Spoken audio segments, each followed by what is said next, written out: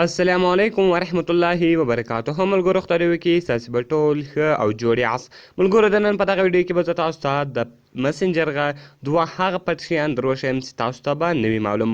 هو ملګرو دغه له مخه په واتساپ کې ولو او دغه دوه شیان اوس په مسنجر کې هم راغلي دي چې تاسو څنګه کولی سئ چې دغه دوه پټ سټینګونه په خپل مسنجر کې وکړئ.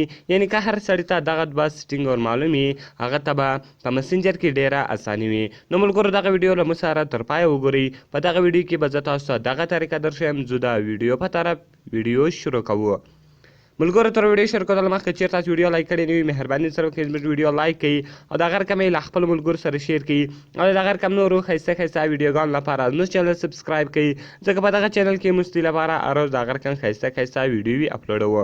نو ملګرو ګوره ما درته ویل چې د مسنجر دوه هغه سیټینګونه یعنې دوه هغه شیان چې هغه له مخه په واتساپ کې ولو په مسنجر کې نه وو خو هغه شیان اوس په مسنجر کې هم راغلي دي. نو تاسو څنګه کولی سئ چې دغه دوه سیټینګونه په مسنجر کې هم وکړئ. دغه ستاسو لپاره ډېره اساني جوړوي. ګوره ملګرو اوس دلته راځم ما یو ملګری ده زه هغه ته میسج کوم. کله چې زه هغه ته میسج وکړم زه ورته لیکم چې سلام. ګوره ملګرو ما دې ته ولیکئ چې سلام یعنې السلام علیکم تاسو څنګه یاست. ملګرو که تاسو هر کم ته میسج ورکړی وو هغه میسج به تاسو هغه سړي ته وکړئ. کله چې ګوره ملګرو دغه میسج تاسو وکړئ اوس دلته ما سلام ولیکئ په بل هر کې ما سلام لیکئ هغه له ما چا سلام غلط ولیکل سو یعنې ما سلام نه ولیکئ ما بل شی ولیکئ. نو ما خو دا میسج غلط وکړئ دا سړی دا میسج دې سړي ته ولاړئ. اوس که زه غواړم چې دغه میسج دې دغه سړی نسي لیدلی دغه له مخه په واتساپ کې و دغه سیټینګ خو اوس په مسنجر کې هم راغلی ده. هو ملګرو دغه تاسو کولی سئ اوس دغه له دې څخه ډیلیټ کړئ. نو ملګرو دا رقم به تاسو ټینګه ګوته باندې ونیسئ. کله چې تاسو دغه رقم ټینګه ګوته باندې ونیسئ دلته به تاسو راسئ دا ریموو اپشن به ووایي. کله چې ریموو ووایي ګوره ملګرو دلته دی تاسو ته دوه اپشن درکوي ریموو فرام ایوری ون. کله چې تاسو ریموو فرام ایوری ون ووایي دغه میسج به له هغه سړي څخه هم ډیلیټ سي له تاسو څخه به هم ډیلیټ سي. نو ګوره ملګرو دلته زه ریموو فرام ایوری ون ومه له ټول څخه به ډیلیټ سي. که دې ورته ویل چې ریموو فرام یو خالي به ملګرو بیا له تاسو څخه ډیلیټ هغه سړي ته به هغه میسج ورسي.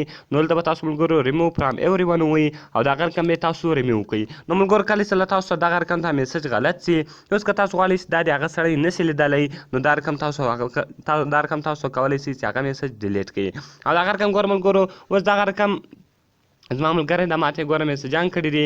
اوس که چیرې زه راسم دغه میسج دا رقم اوس غواړم زه دې میسج ته ریپلای ورکړم نو ملګرو صرف او صرف به دغه تاسو دا رقم کش کړئ. کله چې دا رقم تاسو کش کړئ ګوره ریپلاینګ ټو شوکت کلاس یعنې د تاسو د کلاس په باره کې میسج راکړی اوس که تاسو هغه ته میسج ورکوئ یعنې د دغه په باره کې تاسو ریپلای ورکوئ هغه تاسو ډېر په اسانه طریقه سره ورکولی سئ. بیا به درته خاص هغه میسج ورښکاره کوي چې په دغه میسج باندې دغه سړي تاسو ته ریپلای درکړې ده.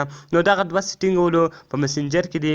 نو ملګرو دا له مخه په واتساپ کې ولو تاسو ته به الریډي لیدلی چې دغه دوه سیټینګونه چې کوم ولو په واتساپ کې ولو په مسنجر کې نه وو راغلي.